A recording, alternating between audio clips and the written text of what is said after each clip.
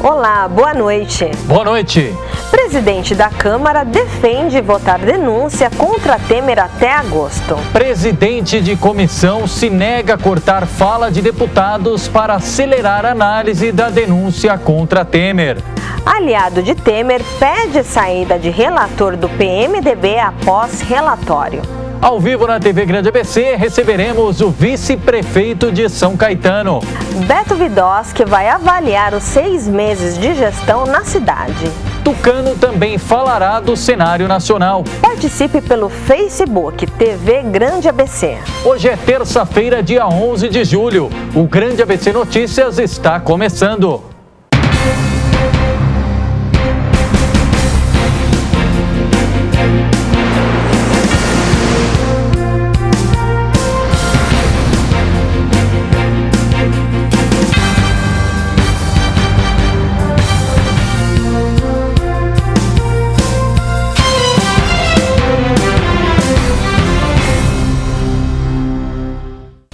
Recebemos nessa edição do Grande ABC Notícias o vice-prefeito de São Caetano, que também é secretário de esporte, Beto Vidoski. Boa noite, Beto. Seja muito bem-vindo. Muito boa noite, Amanda. Muito boa noite, Leandro. Muito boa noite você, telespectador de nossa cidade, de nossa região do Grande ABC.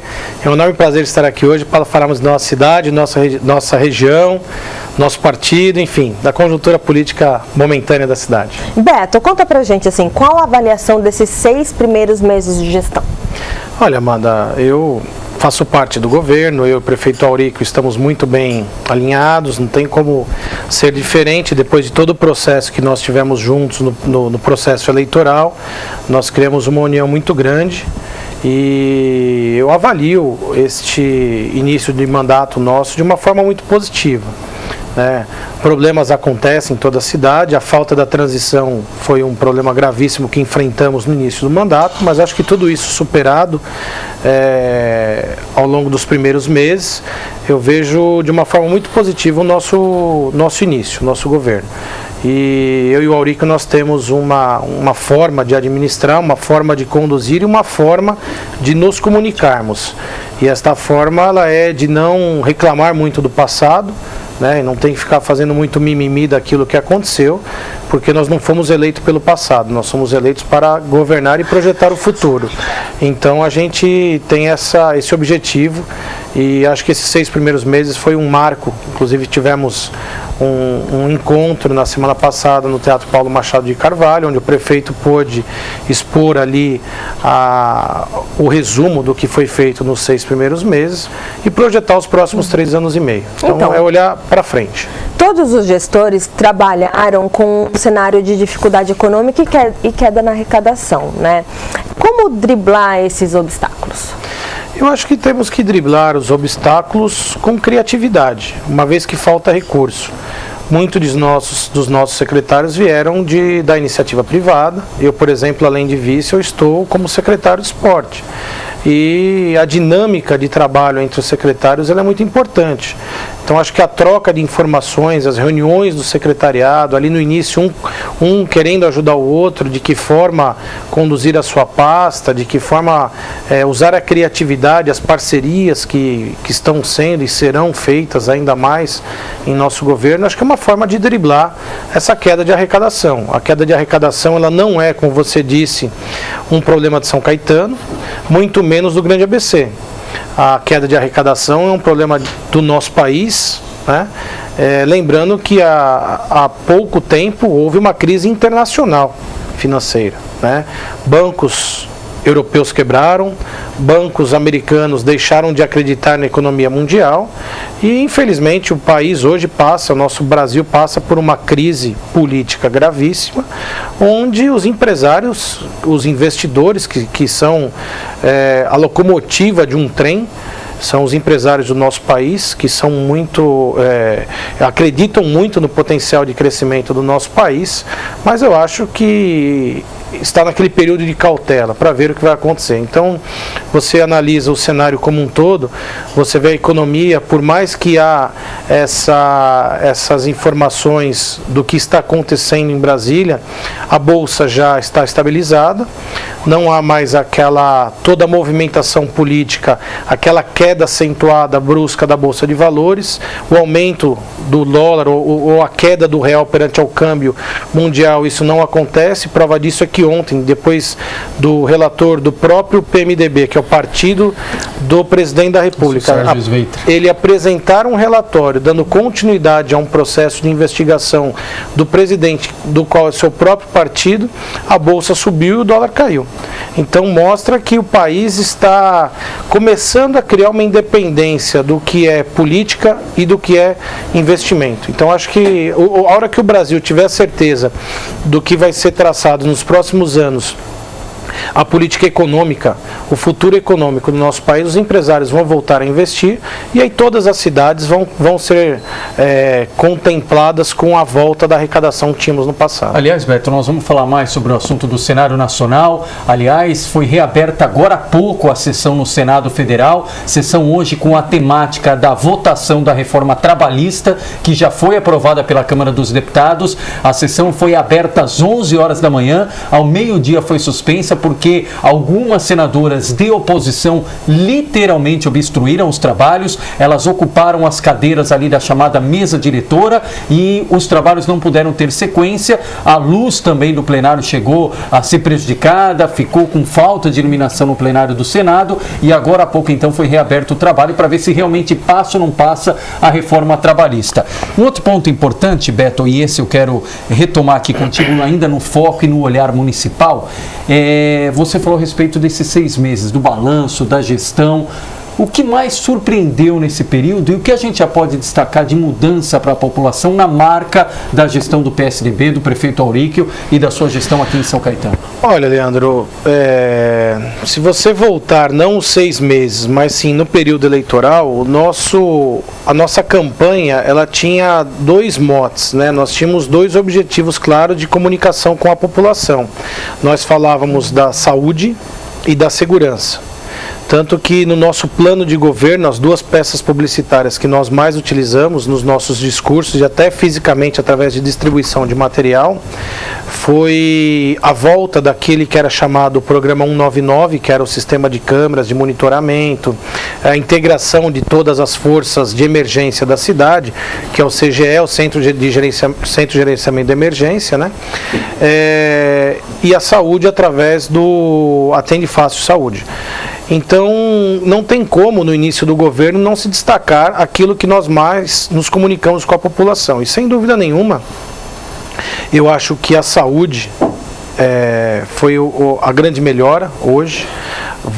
Iniciamos num momento turbulento do sistema de saúde da cidade, mas hoje as consultas já estão praticamente normalizadas, não falta remédio em nenhum ponto da cidade, nenhum posto de saúde, coisa que na gestão anterior era um problema corriqueiro. Hoje nós temos 100% do abastecimento da rede pública dos remédios. Nós tínhamos aquele tripé, o tripé do remédio, da consulta e do exame, né? Eu acho que esse tripé hoje ele está sanado. Existem alguns problemas pontuais? Lógico que existe, mas até nas lives que nós temos feitos mensalmente junto com o prefeito Auríquio, ele tem direcionado a população a procurar a ouvidoria da saúde, que é uma ouvidoria específica para o problema da saúde da cidade, porque problemas pontuais vão acontecer. A saúde da nossa cidade ela é muito grande, ela é uma saúde complexa. Nós temos hospitais, nós temos UBSs, nós temos outros equipamentos da saúde que estão integrados, então não é uma máquina fácil de administrar. E eu acho que em 6 meses nós já fizemos muito. Inclusive, muito temos a fazer saúde, ainda. Além desse tripé que você citou, Beto, o próprio prefeito Auríquio tinha falado logo no começo da gestão de fazer a reforma que precisava ser feita ali no Albert Sabin, pronto-socorro, e passar ali esse atendimento para o Hospital São Caetano. Isso já está em andamento? Já tem uma previsão concreta disso? Isso já está em andamento. O prefeito Auríquio, em conversa com o reitor da nossa universidade, o professor Marcos Bassi, foi feito esse alinhamento, né? Não posso precisar aqui a data do início, mas a universidade a nossa universidade pública, a USC, a Universidade de São Caetano, que hoje tem curso de medicina, ela fez um convênio com a Prefeitura Municipal e ela vai ser a responsável pela reforma do nosso hospital de emergência. Nós iremos atender de forma temporária na estrutura do Hospital São Caetano para que seja feita a reforma completa, inclusive a parte de encanamento, a parte de instalação do nosso hospital. Isto é um acordo que foi feito, né, que foi selado entre a nossa prefeitura, entre o nosso prefeito municipal, o Auríquio, entre a secretária de saúde, a Regina Maura, e entre o reitor da universidade, que é o professor Marcos Sidney Bassi. Beto, hoje em dia, em épocas da informática, da tecnologia, das redes sociais, é mais difícil gerir uma cidade do que nos tempos passados? Eu não digo que é mais difícil, eu digo que é mais dinâmico. As redes sociais, elas dinamizaram as ações. Antigamente você poderia tomar ação 1, 2, 3 dias depois. Hoje você tem que tomar ação imediata, na hora, né? E eu acho que o administrar uma cidade, todos nós sabemos da dificuldade da cidade. As dificuldades são imensas. Mas o que é administrar uma cidade? É elencar prioridades. Então, acho que o nosso governo está acertando, elencando as prioridades. Temos muito a fazer, mas muito também está sendo feito, muito já foi feito. Então, acho que as redes sociais, elas ajudam na crítica, elas às vezes extrapolam na crítica, e a única coisa que eu acho que é muito negativa na rede social são aquelas pessoas que se escondem através de perfis dos fakes, e que parte da população ainda acredita naquilo que está sendo plantado. Eu acho que se nós tivéssemos uma rede social 100% com pessoas identificadas, com certeza o trabalho seria 100% positivo, tanto na crítica quanto no elogio. E você, além de vice-prefeito, também é secretário da pasta de esportes, né? Conta um pouquinho pra gente como é essa rotina e como é que concilia ser vice-prefeito e também estar à frente dessa pasta. Olha, se concilia pelo tempo, porque eu até estava brincando ali nos bastidores que minha esposa, de vez em quando, ela manda mensagem perguntando se eu esqueci onde fica a minha casa, né? Mas nós temos que conciliar. Nós temos um grupo hoje que me assessora tanto na área esportiva quanto em outras ações que a gente faz, um grupo muito bom. Você não consegue fazer nada sozinho. O prefeito tem equipe de assessores, de secretários, eu também tenho a minha equipe. O prefeito tem me dado um espaço muito além da minha pasta. Eu tenho andado com ele pela cidade, a gente tem feito várias visitas juntos, a gente tem tomado algumas decisões em conjunto. Então a gente, eu entendo que essa dupla jornada que eu tenho é importante ter. A conciliação ela é feita pela demanda do serviço, né? Como voltando o link da rede social, antigamente nós vivíamos para os próximos dias, né? Então hoje nós estamos terminando praticamente, tem mais uma agenda ainda depois daqui, e só amanhã que eu vou pensar no dia de amanhã. Mas eu acho que nós estamos produzindo bastante. A área esportiva é uma área que demanda uma atuação muito grande do secretário, porque só quando você está na pasta, Amanda, que você fica sabendo o tamanho da pasta, né? Então, quando você fala do esporte, às vezes para alguns o esporte é uma pasta muito pequena. E para quem está envolvido, não tem... É a vida da pessoa, muitas vezes, pessoa, né? Pegando esse gancho, Beto, porque normalmente quando a gente fala em ajuste orçamentário, em queda da arrecadação, uma das áreas que mais sofre com isso é a área de esporte. Mas até pelo fato de você ser vice e também ser o secretário, esportes tiveram avanços aí ao longo desses 6 meses. Como foi possível conciliar isso? Uma queda na arrecadação, mas sem perder o olhar voltado ao esporte? Olha, no contingenciamento, a pasta do esporte ela não foi uma das, ela foi a que mais sofreu, a que mais perdeu. Nós perdemos 36% do nosso orçamento. E eu acho que neste contingenciamento, acho que o prefeito tomou essa atitude para que os outros secretários não reclamassem. Falou, a pasta do vice foi a maior prejudicada. Vamos inverter o percentual? Acho que foi alguma coisa, um pensamento desse gênero. Mas nós tivemos criatividade, nós renegociamos salários de atletas, nós renegociamos valores que eram pagos pela secretaria, nós fomos atrás de parcerias, nós fomos atrás de patrocínio, e eu posso afirmar que nenhuma modalidade foi interrompida pela queda de arrecadação. Muito pelo contrário, nós fomos atrás de parcerias onde o patrocínio, por exemplo, do voleibol, através do São Cristóvão Saúde, foi aumentado. Estou aí analisando uma proposta de patrocínio para a modalidade do basquete. Fizemos parceria com algumas empresas que utilizam de serviço público para reformas de equipamento público que nos últimos 5 anos não tiveram. Por exemplo, a quadra do Idalina, nós reformamos toda a quadra, ficou um ginásio praticamente novo, até com a reforma do telhado, sem nenhum real investido de recurso público.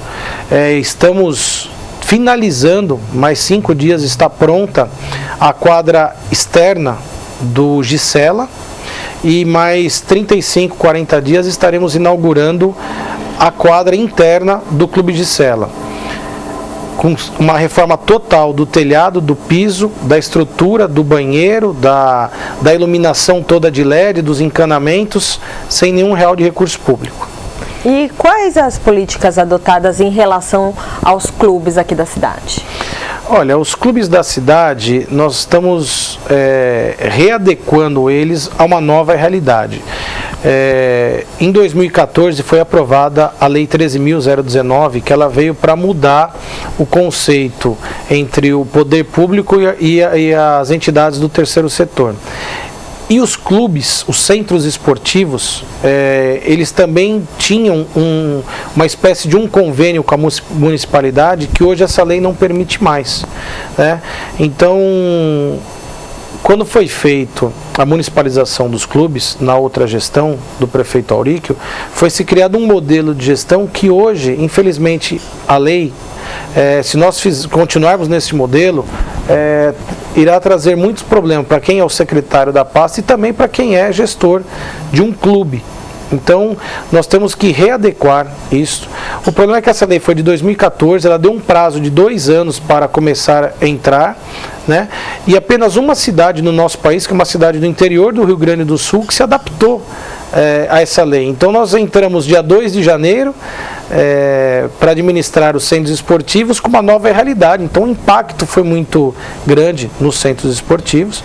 E eu não corro aqui de falar que os centros esportivos, a grande maioria deles, para não falar a totalidade, porque alguns nós já estamos entrando com alguma intervenção, necessitam de reparos. Todos os centros esportivos necessitam de alguma intervenção.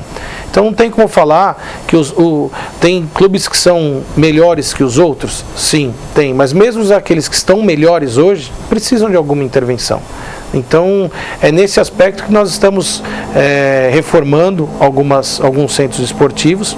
Há um compromisso meu e do prefeito Auríquio com a classe esportiva e principalmente com a comunidade de São Caetano que quer voltar a praticar esportes nos centros esportivos, que até o final do nosso mandato nós vamos ter feito intervenções a título de melhora em todos os centros esportivos da cidade. E é importante essa explicação, até de forma didática, esse é o objetivo aqui com os nossos telespectadores, você que está na telinha, na telona, em relação a qual deve ser o papel da prefeitura em relação ao esporte, em especial em relação a patrocínios, a apoiadores. A gente sabe o quanto o esporte carece disso nas diversas modalidades, é que o futebol fica mais latente. Mas temos grandes atletas aqui residentes em São Caetano, isso várias vezes veio a pauta. Na época do Tortorello, o São Caetano chegou à final da Libertadores porque a prefeitura ajudava o São Caetano. Depois o Auríquio não deu prioridade para o São Caetano, a prefeitura não colocou dinheiro. Isso ficou uma lenda na cidade, um mito. Afinal, o clube vai bem quando a prefeitura põe dinheiro, mas a prefeitura não põe dinheiro. A prefeitura ela entra como indutora, como fomentadora. Qual que é o papel real da prefeitura em relação ao esporte, em especial o futebol?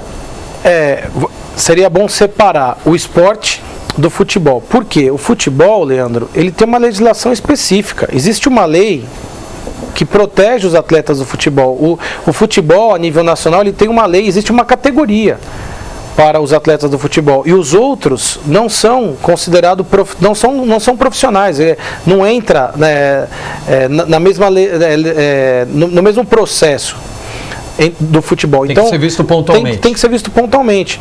O que acontece?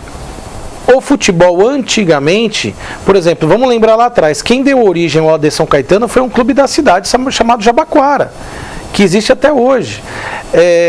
Mas hoje, qual é a realidade do AD São Caetano? O AD São Caetano, eu tenho um excelente relacionamento com o Nairo desde 1995.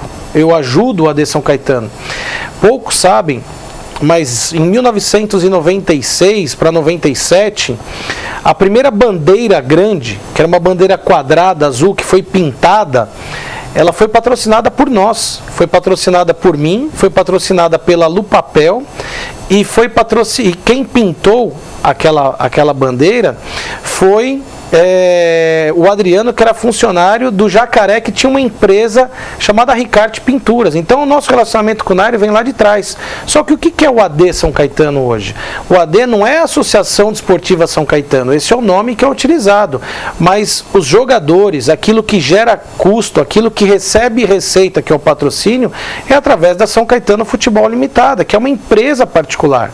Então hoje, a prefeitura ajudar de forma financeira o AD São Caetano é a mesma coisa que a prefeitura ajudar a minha empresa ou dar dinheiro a uma outra empresa particular. Então a lei nos proíbe de fazer isso, diferente de outras modalidades que são consideradas modalidades de alto rendimento, modalidades onde há um projeto de crescimento. Prova disso é o exemplo claro que nós temos na cidade. Hoje nós temos 2 medalhistas olímpicos por nossa cidade. Temos o Michael, através do Taekwondo, que é o primeiro medalhista olímpico, medalha de bronze do Brasil, que é de São Caetano. E temos o Arthur Zanetti, que é um modelo que a cidade quer para continuar. Na gestão passada, por muito pouco, não foi para São Bernardo. Muito pouco não foi para São Bernardo. Agora, o que é o modelo? Não estou falando da pessoa do Arthur, que é uma excelente pessoa, é um amigo nosso, toda vez que nós nos encontramos, o relacionamento é melhor impossível. Agora, o que é o modelo? O modelo é aquela criança que estuda na cidade, que vai para o PEC, que entra numa modalidade de alto rendimento, que cresce dentro da modalidade e que ela vai levar o nome da cidade. Este é o modelo de esporte que não só São Caetano, é o sonho para toda a cidade. A criança entra numa modalidade e sai sendo referência mundial. Isso é o que é o desejo de todo mundo. É muito diferente você comparar o esporte com o futebol. Eu acho que são coisas completamente distintas. E só para tirar a dúvida, Beto, tem gente perguntando do vôlei masculino. Vai ter alguma mudança em relação ao sub-19, alguma categoria? Vai ter mudança no vôlei masculino de São Caetano? Olha, o vôlei, não só o vôlei, como qualquer outra modalidade, o que vai acontecer? Nós vamos abrir agora no segundo semestre o atendimento à Lei 13.019, que o que diz? Chamamento público. O chamamento público, acho que muitos sabem, é uma licitação inversa. A prefeitura vai chamar a população para participar de um chamamento e aquele que tiver a sua melhor proposta, melhor plano de trabalho, ele vai executar a tarefa. Logicamente que isso tem alguns critérios a ser seguido, como o clube tem que ser, o clube ou a entidade tem que ser filiado a uma federação, ele tem que estar apto a participar daquele chamamento público. Então, para o ano que vem, podem acontecer algumas mudanças? Podem acontecer. Por quê? Uma vez que você abre a população para que ela apresente os planos de trabalho, é diferente daqueles convênios que eram feitos antigamente, que hoje não podem ser mais. Então, dessa forma, não tem como precisar, olha, isto vai manter 100% igual, isso vai mudar 100%. Não. Algumas coisas, algumas mudanças poderão ocorrer, mas nada muito drástico, não. O bom da gestão em época de redes sociais, né, é que a Flávia sabe que você está bem. Ela está aqui. Beto Vidós, que trabalho lindo que você está realizando. Parabéns, conhece? Basta 20 anos, eu estou com 17 anos de casado, eu e a Flávia nos casamos em 2000, nos conhecemos em 97, e a Flávia é a paixão da minha vida, ela e meus 2 filhos é o que Quando eu chego em casa cansado, com a bateria meio já vermelhinha ali, arriada, a Flávia é a tomada ali que eu recarrego, então, e que eu aproveita acordo. para mandar um abraço para ela, que ela está aqui na sua audiência. O Carlos Lazzarini pergunta: vai reformar o Campanella para o Paulistão ou a cidade vai passar vergonha, o recanto da Bengala Azul? Pegando a questão do Anacleto Campanella, desde a gestão passada também foi anunciada uma verba, 6 milhões de reais, se não me falha a memória, para a reforma do Anacleto. Como é que está essa questão do Anacleto, Beto? A questão do Anacleto ela é bem clara. A questão do Anacleto, ela foi feita uma licitação no mandato passado e não foi cumprido algum tipo de cronograma. Houve por parte do empreiteiro que ganhou a licitação uma denúncia e nós, esse empreiteiro me parece que notificou mais alguém e parece até que o caso é caso de polícia. Então a obra não saiu do papel, já se gastaram lá mais de 1.200.000 reais, que ninguém consegue entender aonde está isso. Já foram gastos 1.200.000 Já foram reais? gastos do convênio de 7 milhões, 6 milhões e pouco, parece mais de 1.200.000 reais. E de concreto não houve nenhuma mudança lá? Do dia que eu assumi até agora não mudou um parafuso lá dentro. O que fizeram anteriormente não cabe à nossa gestão analisar. Mas existe um problema muito grave na questão dessa reforma. Então eu acho que nós temos que continuar dando toda a liberdade para os órgãos de fiscalização, continuar fiscalizando o que foi gasto lá e onde foi gasto. E quem assinou o contrato, e quem gastou, e quem recebeu, que preste conta de onde está o dinheiro ou do porquê que foi feito disso. Agora, este convênio que foi feito no passado entre a cidade de São Caetano do Sul e o Ministério do Esporte, e vamos lembrar, para a entrega da reforma completa do Anacleto e a construção de um prédio para a Copa de 2014, não aconteceu nada até agora. Então acho difícil que nós, dessa administração, vamos dar andamento a isso. Eu acho que não. E quais serão as prioridades para o esporte nesse segundo semestre? Olha, eu e o prefeito Auríquio já caminhamos em praticamente todos os centros esportivos. Há uma prioridade que nós temos na piscina do complexo Anacleto Campanella, que é, sem dúvida nenhuma, a natação. Ela é a modalidade que mais tem pessoas da cidade de São Caetano do Sul participando. São 1.200 pessoas ativas e a fila não para de crescer. E nós temos um problema de vazamento com a piscina, que foi detectado. Então nós vamos entrar aí já até oficiei o secretário de obras de nossa cidade, para que ele comece a abrir o processo de licitação, o processo que dê andamento ao projeto de uma reforma completa ali daquele complexo, tanto a piscina interna, aquecida, como a piscina externa, a piscina coberta como a piscina descoberta, porque todas ali são aquecidas, né? Vou aí me resguardar o final do segundo semestre, provavelmente no mês de janeiro. Eu e o prefeito Auríquio estarmos juntos num anúncio aí de algo que vai acontecer muito bom para o verão de nossa cidade, mas é uma coisa que está sendo muito bem desenhada, mas quem me conhece, quem sabe quando eu cuido de algum assunto pessoalmente, de que forma que isso vai ser conduzido e apresentado à população. Mas não pode adiantar nem um pouquinho para a gente? Posso adiantar que vai ser um projeto muito bom para a população, para aqueles que não viajam, que vão ficar na nossa cidade nas férias de janeiro, que haverá uma atividade esportiva muito diferente na cidade para o período de férias até o dia do início das aulas. Além da Zumba. Além da Zumba. Muita gente aqui elogiando, falando que é muito legal a Zumba. A Zumba foi um projeto que nós acreditamos, que nós conversamos com várias pessoas e voltamos esse projeto numa nova cara, num novo modelo, em vários pontos da cidade. Existem aulas fixas, existem aulas itinerantes, existem aulas voluntárias aos sábados. É muita gente feliz com as aulas de Zumba. O projeto da Zumba, por incrível que pareça, ele está girando em torno de um pouco mais de 1.000 pessoas espalhado pela cidade. Então é um projeto que veio para ficar, veio para dar certo. Outro ponto, Beto, recentemente você teve com o prefeito Auric, lá no Rio de Janeiro, na CBF, tentando estabelecer parcerias da CBF com a cidade de São Caetano. O que é possível avançar nesse aspecto? Nós fomos levar uma proposta ao secretário-geral da CBF, né, que nos atendeu de pronto, foi uma agenda muito positiva.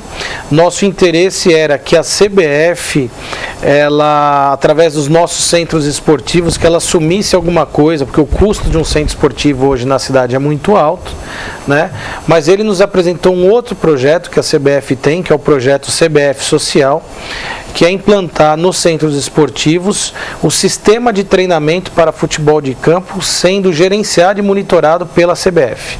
Eu acho que é um projeto que eles vão dar uma cara nova a esse alto rendimento do futebol de campo, onde ele vai ser gerenciado por profissionais de extrema competência, que são os profissionais que gerem o futebol, o melhor futebol do mundo, que é o futebol brasileiro, que, aliás, a seleção que está nos surpreendendo de uma forma muito agradável, principalmente o nosso comandante, o Tite, corintiano roxo, igual nós dois.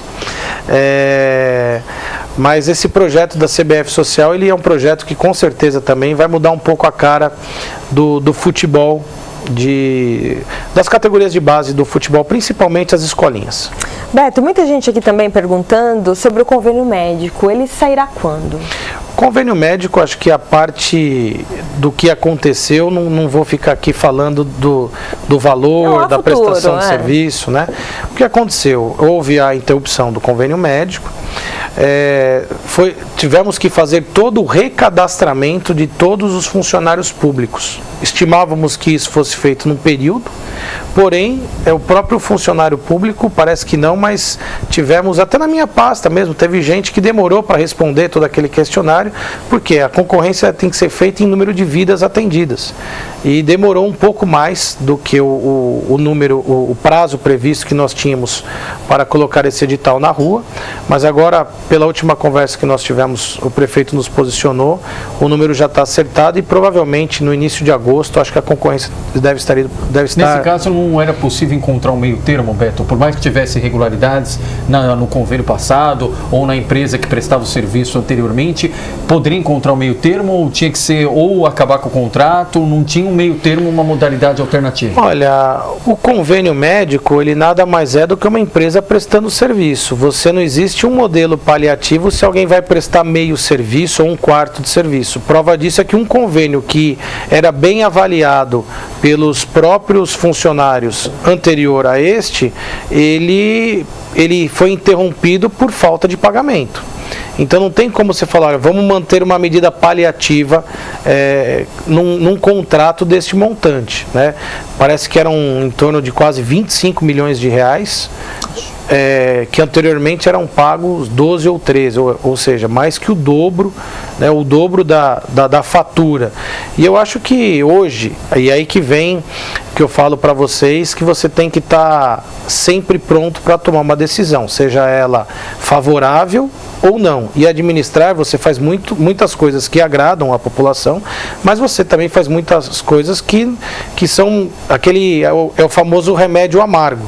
Então, o prefeito Auric, eu acho que ele acertou, porque fazer um contrato emergencial num processo onde o Tribunal de Contas já havia feito um apontamento, é um risco muito grande de ter problemas jurídicos futuros. E Beto, muita gente perguntando aqui a respeito do Centro de Ginástica da Kennedy. Tem alguma proposta? O que vai ser feito naquele espaço? Perfeito a pergunta.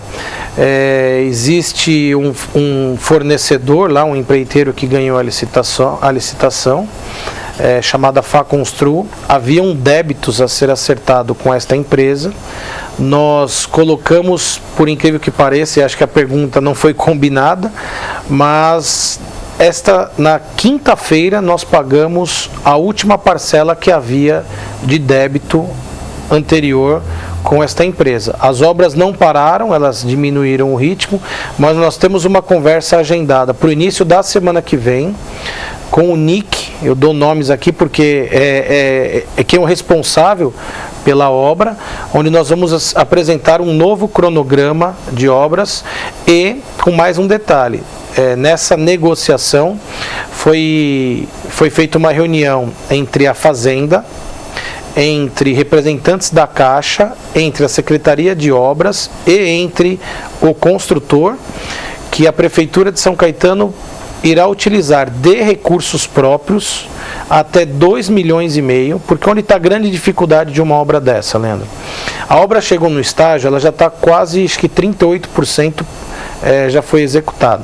Só que agora ela está no estágio que ela vai iniciar uma fase que ela não pode parar, porque vai ser feita a parte de fechamento, a parte da fundação já está pronta e agora tem que subir. A laje tem que subir e não pode parar no meio. E o que nós fizemos? O prefeito Auric autorizou, eu fui atrás de conversa com a Fazenda, nós vamos disponibilizar o giro para este contrato. Por quê? O empreiteiro ele faz a obra 30 dias, aí ele faz uma medição daquilo, aí tem que vir um engenheiro da Prefeitura de São Caetano atestar aquela medição. Aí o processo vem para o secretário de esportes, que tem que atestar o que o engenheiro fez. Aí eu vou lá e atesto. E tem uma previsão para a conclusão disso, Beto? É o que nós vamos anunciar agora na semana que vem. Mas pelo que nós temos conversado com o pessoal da construtora, o período é de 1 ano. Em 1 ano acho que termina essa obra. Beto, você falou sobre dar nomes e isso é transparência. E a população cobra cada vez mais transparência dos nossos gestores, né? Quais as ferramentas que a Prefeitura tem utilizado para evitar a corrupção? Olha, o prefeito Auric, junto com a equipe que está montando o projeto como um todo da reforma administrativa, e eu creio que a Câmara Municipal está muito empenhada nisso, porque por diversas vezes já o prefeito conversou com os vereadores a respeito desse assunto, né? Provavelmente agora no mês de agosto, logo no início dos trabalhos, a reforma administrativa ela vai estar indo para a Câmara Municipal. Dentre algumas mudanças que irão acontecer, né? Como por exemplo a criação da Controladoria Geral do município. Eu acho que é um órgão que vem para ficar, para combater ainda mais aquilo que denigra a imagem de qualquer político, que é a corrupção. Mas eu acho que a corrupção por si só, ela já tem mudado. A rede social, volto a dizer, ela é, acho que, o maior fiscalizador da corrupção de nosso país. Hoje não tem como nós falarmos que estamos fazendo uma obra em algum lugar e em menos de 3, 4 dias tem alguém lá fiscalizando aquilo que você falou. Acredito que os escândalos também fizeram com que a população passasse a ser mais politizada e acompanhar mais, né? E eu acho que é o modelo que o país precisa. O nosso Brasil não merece o que nós estamos passando. Eu acho que a corrupção ela passou de todos os limites imagináveis das gerações anteriores. E nós temos que projetar o futuro de nosso país, né? Eu tenho um filho de 15 anos. Eu me considero... Qual o legado que você vai deixar para ele? Eu me considero ainda que, por 20 anos já na vida pública, eu me considero um político jovem. Eu tenho 40 anos, eu ainda tenho muito ainda a servir à minha cidade, ao meu estado e ao meu país. Mas nós não podemos deixar de desacreditar na política e muito menos de orientar a próxima geração que está vindo. Porque, com certeza, por mais que façamos todos um esforço mútuo de ajuda, de combate à corrupção, o modelo que se foi criado no país, e falo aqui, é um modelo conceitual de corrupção. A corrupção ela não existe só na política. Não são só os políticos que estão errados. Quem nunca ofereceu uma propina para um guarda não te multar numa estrada? Isso é corrupção. Né? Quem nunca ofereceu, qual o vendedor não ofereceu uma vantagem ao comprador de uma empresa que era chamada bola empresarial para o cara pegar o pedido? Isso é uma corrupção. O político eleito, ele é o espelho da sociedade, né? Então o que nós temos que mudar? Temos que mudar os políticos? 100%, sim, temos. Mas temos que mudar a cultura das pessoas, se nós não né? mudarmos a cultura do país, nós vamos mudar uma classe política agora que vai voltar o conceito daqui 20, 30 anos. Agora, Beto, é importante nessa linha, porque eu falei, a gente tem um papel aqui didático como veículo de comunicação social. O Beto preside o PSDB de São Caetano do Sul. Além de ser vice-prefeito, secretário de esportes, dirige o partido aqui em São Caetano do Sul e também é membro do Diretório Nacional do PSDB. E ontem, inclusive, Beto, a gente fazia o programa falando do momento em que o PSDB reunia parte das suas lideranças no Palácio dos Bandeirantes. E mais uma vez terminou uma reunião com uma grande expectativa de que teria um posicionamento linear do partido e esse posicionamento não veio. O PSDB, de forma institucional, já deveria ter dado uma resposta para esse cenário de crise, tendo em vista que o partido é visto como o principal avalista e fiador do governo Temer? Olha, muito bem colocado a sua pergunta. Eu faço parte eu sou membro do Diretório Nacional e também do Estadual. O estadual, há cerca de um mês atrás, Leandro, houve uma reunião de uma forma acertada, onde convocou todos aqueles que representam a população que deu essa votação expressiva ao PSDB nas últimas eleições. Lá estavam prefeitos, vereadores, membros de diretório, deputados estaduais, deputados federais, senador da República, presidente estadual do partido. E o diálogo foi feito.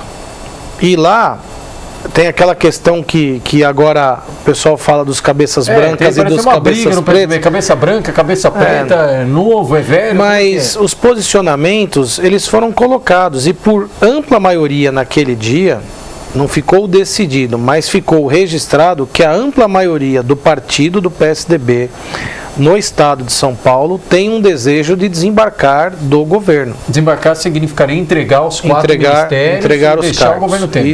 Isso o PSDB estadual, ele tem já o presidente Pedro Tobias. Eu falo aqui de uma pessoa da qual tenho o enorme respeito e um carinho. Pedro Tobias é uma pessoa que nós, sempre que estamos juntos, é a pessoa que me dá todo o respaldo para falar em nome do partido de forma municipal, até fazendo parte da coordenadoria regional.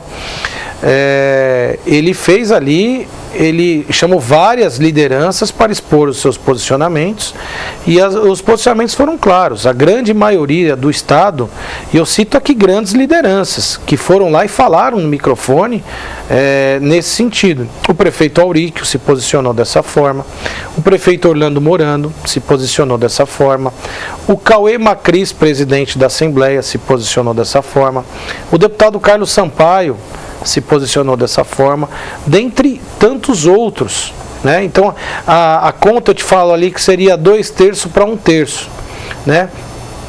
E aí foi levada essa posição para a reunião que teve, a famosa reunião lá dos presidentes do partido a nível nacional, todos os estados reunidos.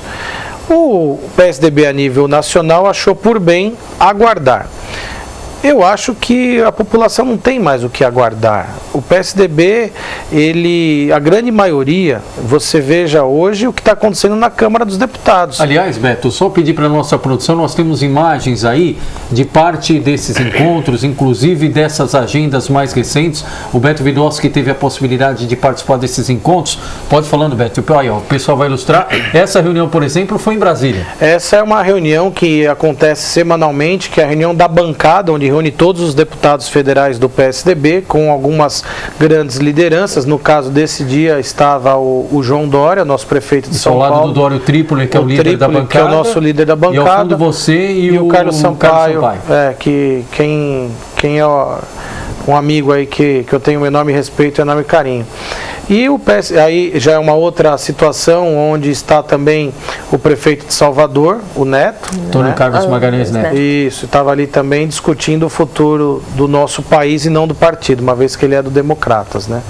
Mas, enfim, eu acho que sim, que o PSDB tem que se posicionar. Ninguém é contra o nosso país. O PSDB ele não pode ser contra o nosso país. No início da gestão do Temer, ficou claro que o PT caiu em função das ações que o PSDB fazia para fomentar a derrota do PT. O PT e o PSDB são e serão oponentes. A ideologia é muito contrária uma da outra. E tem aquele ditado: você tirou, ajude a reconstruir.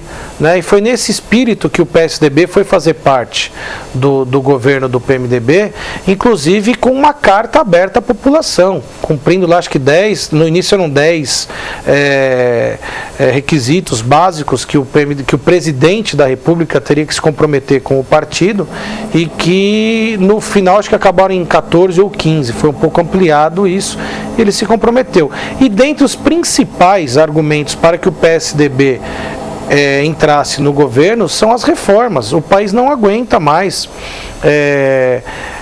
esse modelo que nós temos. Então as reformas, elas têm que... O país precisa aprovar essas reformas. Eu sou amplamente favorável à reforma da Previdência, à reforma trabalhista. O encargo sobre a folha de pagamento é muito alto hoje. O empresário ele não suporta mais. Só pegando seu gancho, Beto, a gente tem ao vivo aqui informações também, inclusive do portal G1 de Notícias. Acabou de ser aprovado no Senado o texto principal da reforma trabalhista e nesse momento os senadores votam possíveis emendas. Então é nesse sentido que o PSDB tem que continuar apoiando o país. Agora, tudo aquilo que se falou no passado, quando nós íamos para um debate político e nós falávamos assim, olha, fulano de tal, tesoureiro do PT, onde está? Preso. Fulano de tal, ex-ministro do PT, onde está? Preso. Nós não podemos ter outro diálogo. Tá. Aí pegar um gancho, fazer uma de advogado do diabo aqui, Beto. E quando acontece o que aconteceu com a Aécio, o PSDB perdeu esse discurso? Olha, o PSDB, se você, quem está próximo ao PSDB e você que faz parte do jornalismo dinâmico de nossa região, sabe o que eu vou falar. Talvez o telespectador que está nos ouvindo não tenha o conhecimento. Aconteceu o fato, em 4 horas a bancada do PSDB, de deputados e senadores, estavam reunidos para tomar uma posição quanto ao nosso então presidente. E tomaram uma posição. Os deputados levaram uma carta ao então presidente Aécio, onde até foi anunciado por 2 portais. Você cita aqui a fonte, então eu vou dar tanto o UOL quanto o G1. Ele chegou a dar que Carlos Sampaio seria o futuro presidente do PSDB. Não é? E o que aconteceu? O deputado Carlos Sampaio levou essa carta, que foi uma ação do Legislativo, do alto comando do Legislativo, que são os deputados e os senadores, ao então presidente. Porém, o presidente do nosso partido, ele preferiu não renunciar e sim se afastar. E uma vez que ele se afasta, está no estatuto do partido que cabe a ele, que se afasta, que indique o novo presidente. E ele indicou o Tasso Gereissati, um outro senador. Agora, eu falei tudo isso para explicar a saída do Aécio. Agora, justifica? Não. Eu acho que o Aécio, agora ele voltou a assumir o comando do Senado, mas ele tem que se defender, ele tem que continuar se defendendo, ele tem que dar explicações, sim, ao povo brasileiro, a quase 50% da população que acreditou que ele seria uma mudança, e se condenado for, que ele seja condenado pela lei brasileira. Diferentemente do que acontece em outros partidos, que outros partidos, o que acontece? Você está vendo que há uma irregularidade com o dirigente e as pessoas tentam defender. Não, no meu partido não acontece isso. Existem pessoas boas e pessoas ruins em todos os partidos. Eu não estou falando que o Aécio é bom ou é ruim, mas ele tem que se defender e ele tem que esclarecer. Ele está numa situação complicadíssima, ele reassume o mandato dele de senador, mas ele não reassumiu a presidência do partido. Tanto que é um movimento muito grande do PSDB a nível nacional para que aquele ato onde prorrogou todos os mandatos dos dirigentes partidários, inclusive o meu, seja revisto, que talvez agora, no início do segundo semestre, nós façamos as convenções para que os dirigentes voltem a ser eleitos. Então é uma movimentação que vai mostrar transparência dentro do nosso partido. Beto, a reforma política vai ter tempo para ocorrer? E se ocorrer, quais os itens devem ser alterados assim, né? Olha, eu acredito, eu estive em Brasília semana passada, conversei com alguns deputados, eu acredito que há tempo sim para a reforma política. Nós sabemos que o povo brasileiro, ele sempre deixa para a última hora, né? Eu, por exemplo, a minha mulher que está me assistindo sabe o que eu estou falando. Eu compro o presente de Natal da minha esposa dia 22 ou 23 de dezembro. Eu não compro 15 dias antes e deixo guardadinho. Então, acho que o brasileiro ele tem essa mania de achar que no último minuto se resolve tudo, né? E todas as outras reformas políticas que passaram no país, elas sempre aconteceram na última semana que antecede o prazo final, que abre o período eleitoral, digamos assim. Mas seja, a gente pode guardar grande expectativa ou vai ser mais uma coxa de retalho? Eu acho que existem dois fatores que estão pesando muito na reforma política. A questão do financiamento público de campanhas, né? E a questão do voto, do chamado distritão aí, que seria o modelo que os deputados federais estão já, a grande maioria, pelo que eu estou entendendo, já está sendo favorável. É o voto regional. Que é o voto regional que deixa... Popularmente distrital. Que deixa o seu eleitor mais representado e o voto mais barato. Por exemplo, vamos fazer uma suposição. Se eu for candidato, por exemplo, eu faço a campanha no Grande ABC. Eu não preciso viajar para os 4 lados do estado. Mais de 600 municípios do estado de São Paulo. Exatamente. Quem diga que candidato a deputado roda 1.200 km por dia durante a campanha. Olha, eu não duvido não, viu?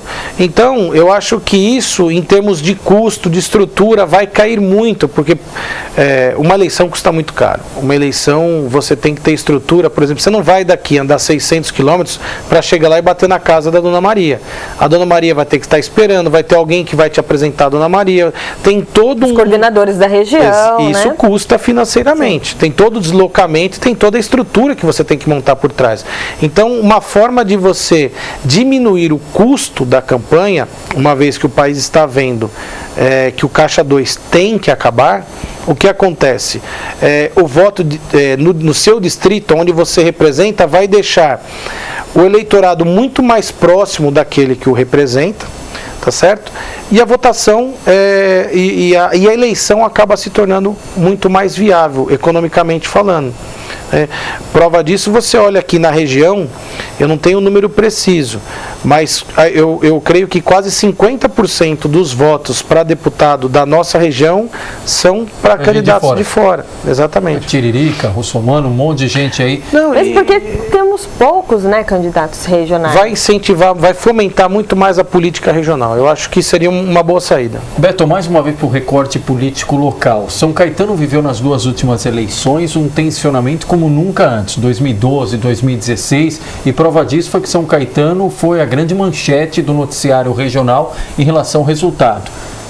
Nesses 6 meses, a Câmara começou G10, G9, tensionamento daqui, tensionamento acolá, embora todos os projetos encaminhados foram aprovados na Casa. Foi muito mais um tensionamento de bastidor político do que propriamente uma oposição efetiva. E hoje o Jornal Diário do Grande ABC trouxe uma declaração do presidente da Câmara, vereador Pio Mielo, às vésperas aí da troca do comando do PMDB, não só em São Caetano, mas em todo o estado de São Paulo, conforme a orientação do Baleia Rossi, de que o Pio defende uma aproximação, inclusive institucional do PMDB com a atual gestão do prefeito Auríquio e da qual você é vice. Como é que você vê essa possibilidade de aproximação do PMDB, que foi, digamos, o adversário político do PSDB aqui em São Caetano na última eleição? Olha, eu li a matéria, o PMDB é um partido importante para a administração de qualquer cidade, é o maior partido do Brasil.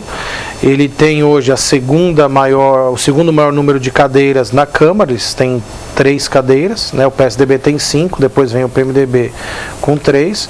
O presidente Pio Mielo foi meu companheiro no mandato passado, onde eu fui vereador, conheço bastante o presidente, é um amigo próximo que temos, as conversas, independente de política, nós sempre conversamos, porque a política passa e a cidade fica, então nós temos que conversar realmente o futuro da nossa cidade, o que a gente quer para a nossa cidade. E ele fala uma fala da aproximação da Câmara com o governo, eu acho que é importante isso.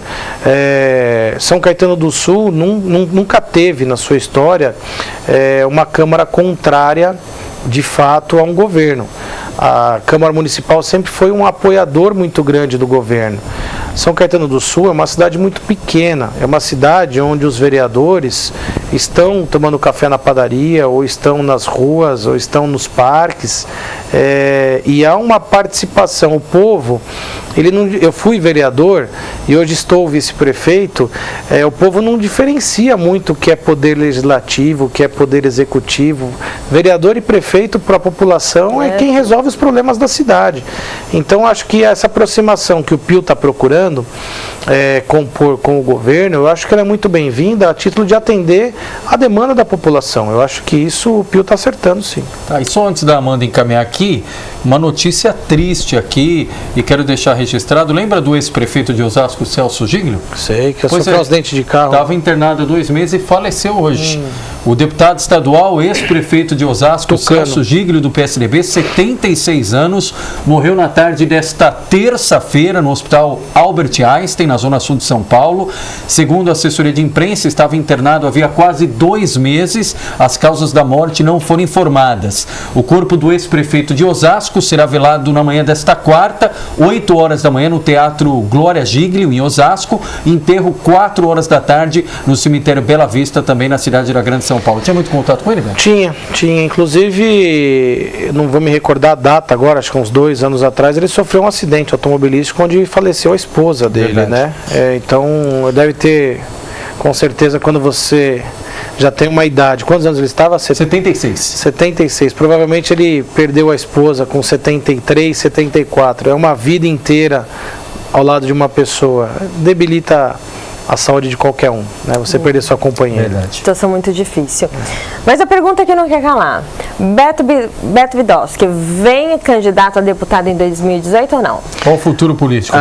Não. Essa pergunta, eu não estou focado nisso agora. Eu acho que a cidade de São Caetano do Sul precisa muito do meu trabalho ainda este ano, como vice-prefeito, como braço direito ali do prefeito Auríquio, junto aos nossos secretários, como secretário de esportes.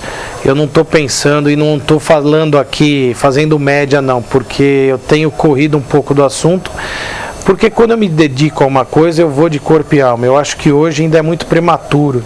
Vamos esperar passar a reforma política, vamos ver o que vai acontecer com esse voto distrital, o que vai ser as campanhas, como serão organizadas. Eu acho que nós temos tempo. Lembrando que faz tempo que São Caetano não elege um deputado. O último foi Marquinho Tortorello. O último foi Marquinho Tortorello, né? Então, e São Caetano no modelo. Pois é, olha só a colocação que importante. O último deputado foi Marquinho Tortorello, porém ele conquistou o dobro da votação que ele teve em São Caetano fora da cidade. Eu lembro que o Marquinho foi eleito a primeira vez com cerca de 70 mil votos e teve 20 e poucos aqui, 22, 23, alguma coisa. Olha que curioso, assim. Né? E já no modelo novo, o Marquinho, eu lembro que ele foi muito votado na região de Matão, onde a família dele tem uma influência muito grande. Né? Já no modelo novo, o Marquinho não precisaria viajar até Matão. Então acho que com cautela e na hora certa, eu acho que nós vamos nos posicionar. Amanda falou que essa era a principal pergunta, mas a principal vem agora. E com a permissão dele, que é o Walter Estevo, que vai comandar o programa aí na sequência, 30 minutos, que nós vamos estourar o horário. Ele quer deixar você na Berlinda com o prefeito José Auríquio Júnior, que é palmeirense. Ele quer saber quanto é o jogo amanhã, Corinthians e Palmeiras. Olha, você sabe que eu sou um bom corintiano assim como você. O Luciano Luiz, que está na audiência, também está perguntando. Eu acho que tinha que parar o campeonato, dar a taça para nós e começar de novo, porque vai acabar o campeonato em agosto, setembro, meu filho vai ficar triste, porque ele adora, o Corinthians adora futebol. Eu sou corintiano, mas acho que se o Palmeiras amanhã, eu não aguento mais ter a mesma notícia, precisa começar a vender notícia. 26 rodadas. E o Walter, como um bom jornalista, ele vai, talvez, ele mude a notícia da capa. Aliás, se não mudar, continue com a mesma, mas com certeza o prefeito Auríquio vai saber do que eu estou falando de uma forma carinhosa, mas o Coringão vai continuar ganhando de uma forma bonita. 0-0 aos 48 do segundo tempo. O prefeito é palmeirense roxo, né? Nós temos que pegar a cidade como um todo. Né? Ele mora no bairro Santa Paula, eu moro no bairro Mauá. Ele é palmeirense, eu sou corintiano. Assim nós vamos. Eu sou empresário, ele é médico. Assim nós vamos complementando, nos somando. Tá bom. Bom, Beto Vidosky, vice-prefeito de São Caetano, secretário de esportes, presidente do PSDB aqui na cidade, falando. Você vê como passa rápido uma hora. Falando sobre o cenário municipal, sobre o cenário regional, sobre a política nacional. Beto Vidosky estreando no Grande ABC Notícias, já teve várias participações aí na Hora do Esporte, comandado pelo brilhante jornalista Luciano Luiz, a quem nos acompanha aqui também. Um abração, viu, Luciano? Hoje se livrou de fazer o boletim, mas amanhã queremos um boletim completo, viu, Luciano? Legal, Beto, obrigado pela gentileza da entrevista, boa noite. Boa noite a você, Leandro, boa noite a você, Amanda, boa noite a você que nos assistiu. Para mim foi um enorme prazer participar desse programa, eu acho que viemos no tempo certo. Como o próprio Leandro disse, já havia feito 2 visitas a esta importante emissora no programa do Luciano Luiz e vamos continuar trilhando o nosso caminho.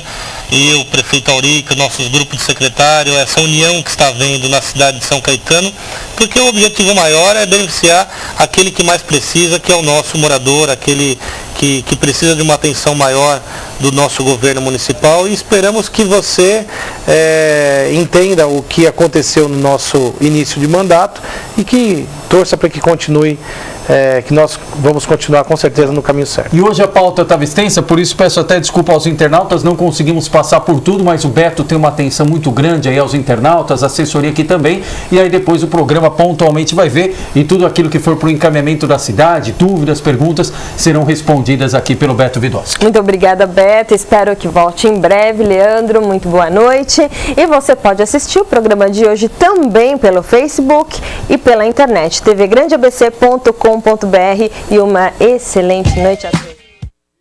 Prefeito de Ribeirão Pires, Adler Kiko Teixeira. Boa noite, até amanhã.